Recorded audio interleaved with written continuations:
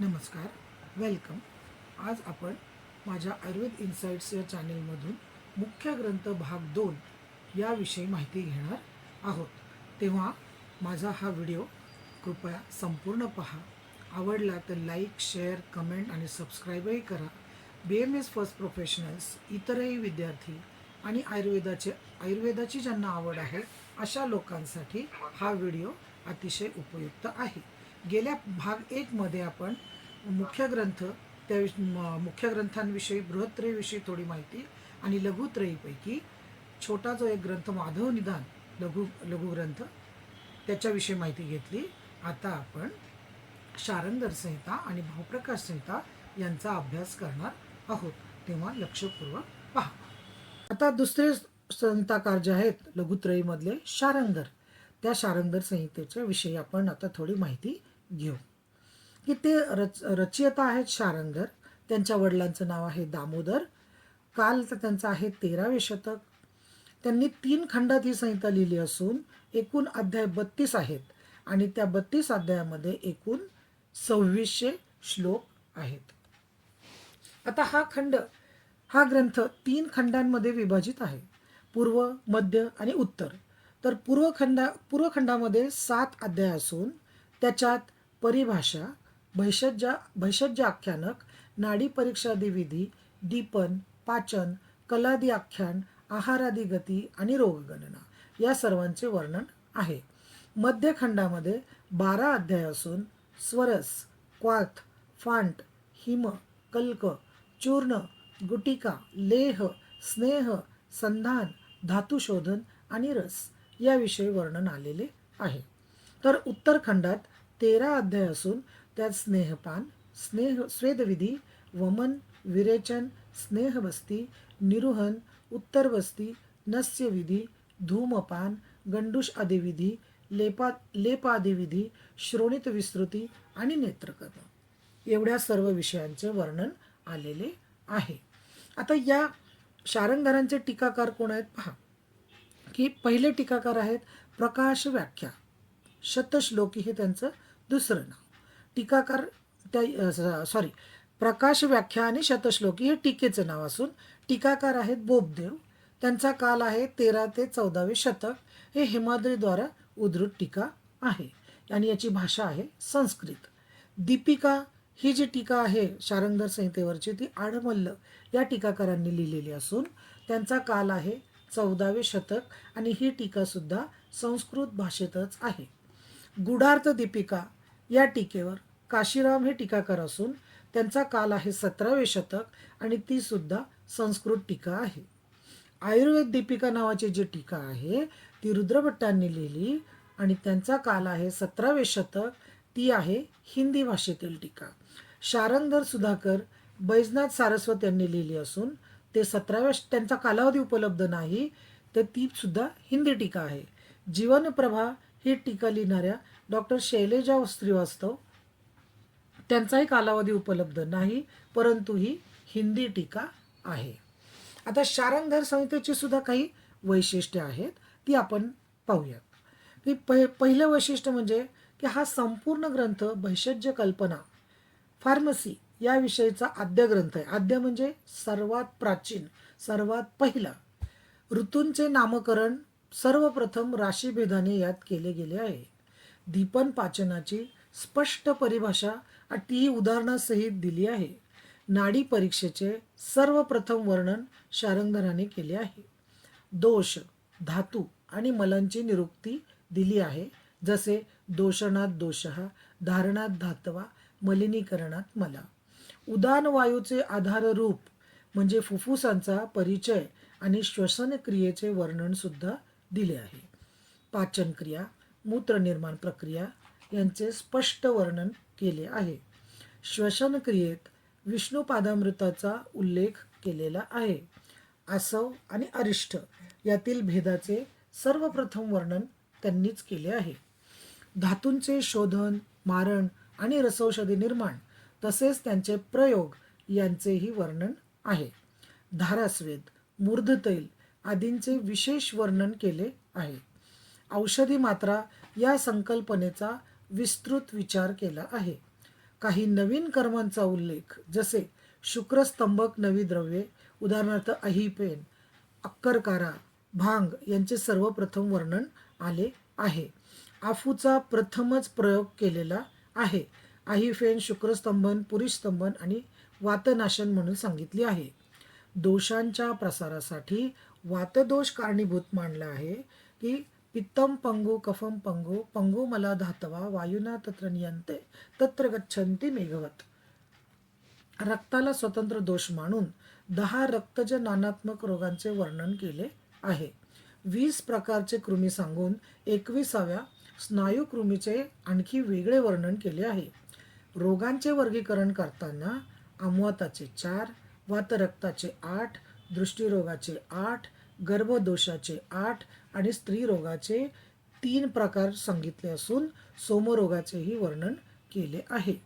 7 नेत्रकल्पनांमध्ये पिंडी आणि बिडालक यांचा उल्लेख केला आहे.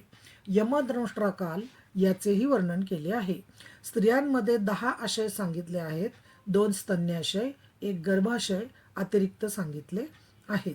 पंचकर्मा, धारास्वेद, शिरोबस्ती, रक्तमोक्षण, मूर्धतैल यांचा विशेष उल्लेख केला आहे. पाचक पित्ताचे प्रमाण तिल इतके मानले आहे. क्लोमाला पिपासेचे मूळ म्हटले आहे. 5 वर्षानंतर कवल, 8 वर्षांनंतर नस्य, 16 वर्षांनंतर विरेचन आणि 20 वर्षांनंतर मैथुन अशी आणि वयोमर्यादा दिलेली आहे. लघु गंगाधर चूर्ण हे पक्वातिसारात तर बृहत गंगाधर चूर्ण हे प्रवाहिकेत वापरण्यास सांगितले आहे. ओजाला शुक्राचा उपधातू सांगितले आहे. बिंदुघृत जलोदरात, अंगार तैल सर्व ज्वरात, बलार्ध तैल वातव्याधीत आणि माशादी मोदक वाजीकरणात वापरावे असे सांगितले आहेत. याशिवाय चिकित्सेत आणि भरपूर एकलद्रव्य त्यांनी उपयुक्त म्हणून सांगितलेली आहेत. तर ती व्याधी आणि एकलद्रव्य याप्रमाणे आपण सांगूयात की रक्तार्शात अपामार्ग, मेदोदोषात बृहत पंचमूल, श्लीपदात शाखोटोक, व्रणात निंबदल कल्क, गृध्रसी शेफाली महानिंब, परिणामशूल विष्णुक्रांता, हृदयशूल शृंगभस्म, गंडमाला कांचनार आणि प्रदरामध्ये तंडुलीय. आता तिसरे जे ग्रंथकार आहेत, तिसरी जी संहिता आहे लघुत्रयीमधली, त्याचं नाव आहे भावप्रकाश संहिता. लघुत्रयीतला शेवटचा आणि महत्त्वपूर्ण ग्रंथ.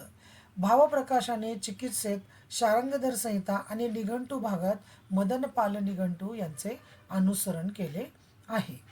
या ग्रंथाचा रचयिता भावमिश्र असून वडिलांचे नाव लटकन मिश्र असे आहे. काल आहे 16वे शतक, खंड आहेत 3, अध्याय आहेत 80 आणि एकूण श्लोक 10,268 आहेत. तर पहिल्या खंडात, पूर्व खंडात 7 अध्याय प्लस निघंटू भाग असा आहे. तर त्याला प्रथम भाग म्हटलं जातं. या प्रथम भागामध्ये आयुर्वेदावतरण, सृष्टी प्रकरण, गर्भ प्रकरण, बाल प्रकरण, दिनचर्या, ऋतुचर्या आणि मिश्र प्रकरण एवढ्यांचा समावेश होतो. पूर्व खंडाच्या द्वितीय भागात मानपरिभाषा, भेषज विधान, धात्वादी शोधन मारण विधी, स्नेहपान विधी, पंचकर्म विधी, धूमपानादी विधी आणि रोगपरीक्षा इतके समाविष्ट आहेत. मध्यम खंडामध्ये 71 अध्याय असून प्रथम भागात ज्वरापासून संग्रहणीपर्यंत वर्णन आहे.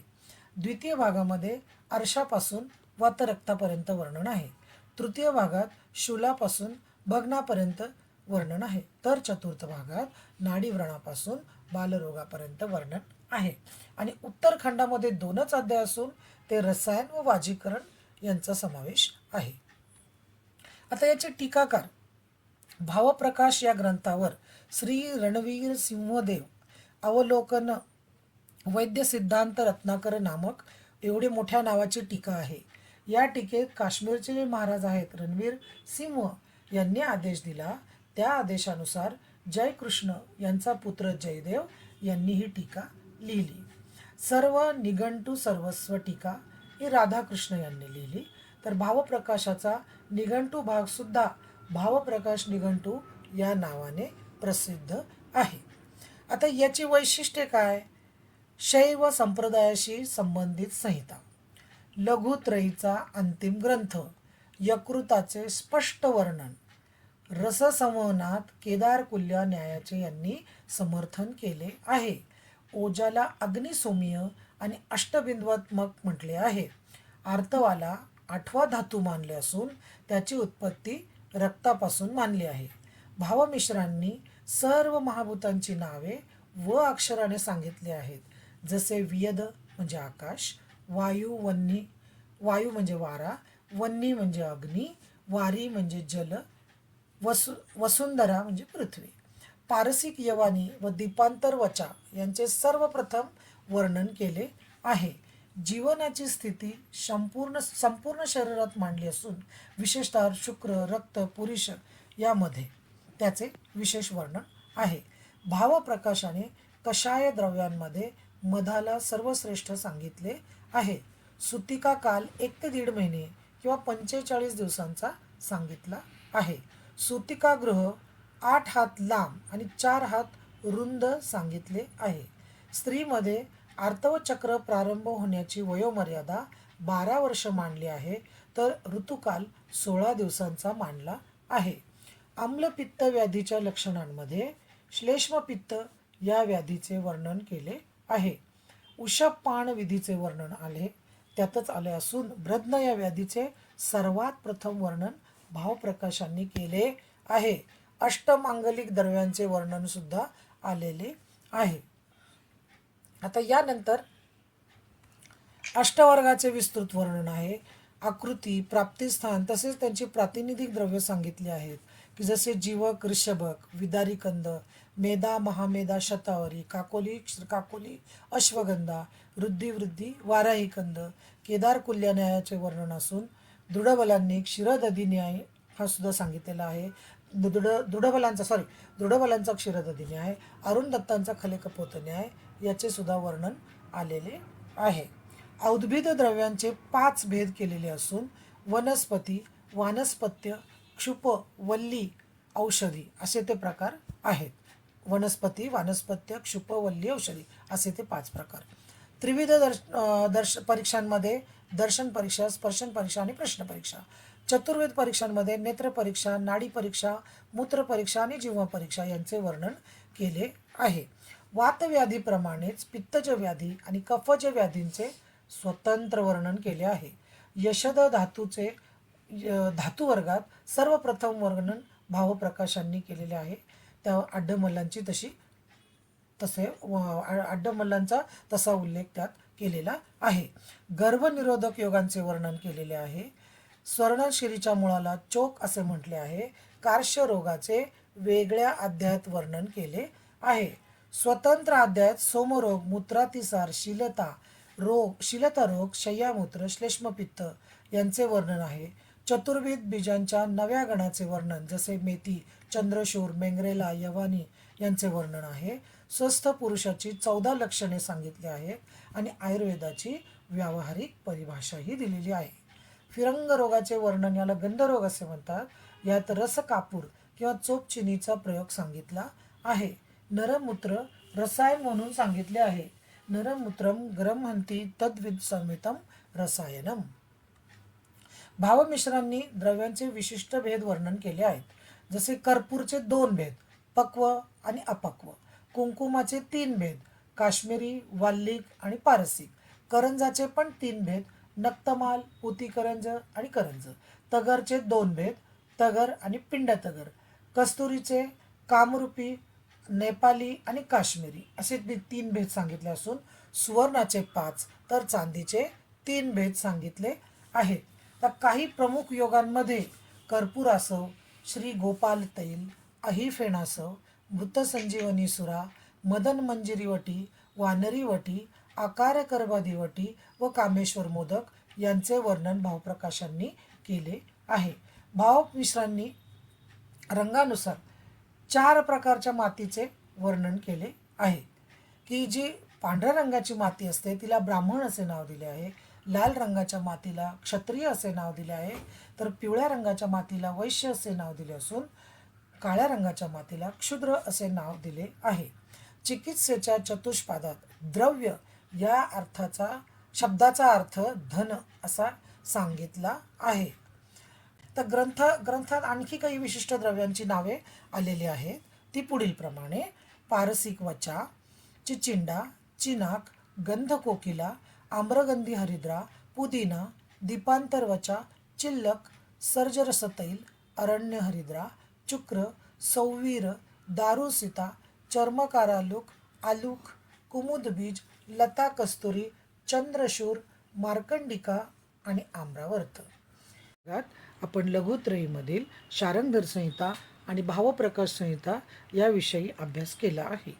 या पुढील लेक्चरमध्ये आपण बृहत्त्रयीविषयी विचार करूयात. Thank you. Please like my channel, share, comment and subscribe it.